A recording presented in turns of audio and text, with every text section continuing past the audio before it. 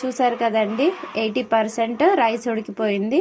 ఉడికిన తర్వాత extra water ఉంటే వాటిని తీసేసుకోవాలి. చూడండి, లో ఫ్లేమ్లో మనం ఇప్పటి వరకు ఉడికించుకున్న చికెన్ ఈ విధంగా ఉడికిపోయింది. ఉడికిన తర్వాత స్టవ్ను ఆఫ్ చేసేసుకోవాలి. చూసారా, బిర్యానీ రైస్ కోసము చికెన్ ఎంతగా ఉడికిపోయిందో. వీడియోలో చూపించే విధంగా రైస్ని ఇలా చికెన్ బౌల్లో ఒక లేయర్గా వేసుకోవాలి.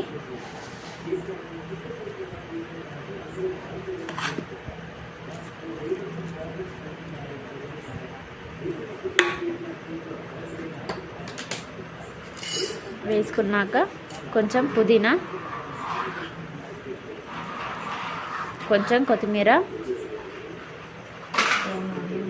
కొంచెం బ్రౌన్ ఆనియన్స్ వేసుకోవాలి. మళ్ళీ ఇంకో లేయర్గా రైస్ వేసుకోవాలి.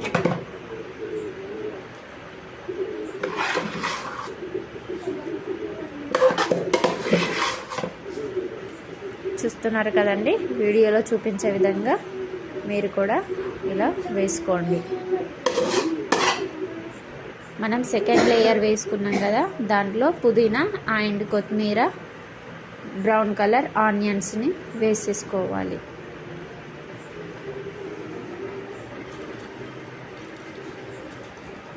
చూస్తున్నారు కదండి, ఈ విధంగా మనం వేసేసుకుంటే బిర్యానీకి చాలా టేస్టీగా ఉంటుంది.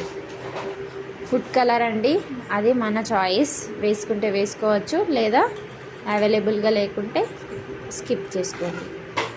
ఇలా అన్నీ మనము బిర్యానీ పైన వేసుకొని తర్వాత దీనిపైన ఒక మూత పెట్టేసుకోవాలి. చూస్తున్నారు కదండి, ఎంత కలర్ఫుల్గా ఎంత బాగుందో. టేస్ట్ కూడా అంతే ఉంటుందండి, చాలా బాగుంటుంది. మీరు కూడా ఒకసారి ట్రై చేయండి. స్టవ్ ఆన్ చేసుకొని మనము బిర్యానీ కలుపుకున్న బౌల్ని తీసుకొని ఇలా ఈ విధంగా పెట్టుకోవాలండి. మన ఆప్షన్.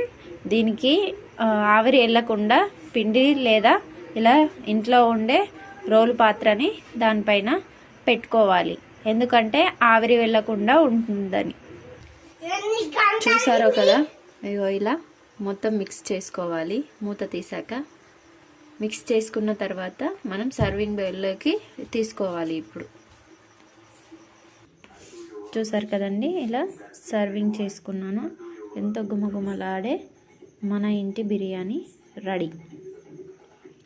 లైక్ చేయండి, షేర్ చేయండి, కామెంట్ చేయండి. ఎంతో రుచికరమైన బిర్యానీ రెడీ అయ్యింది.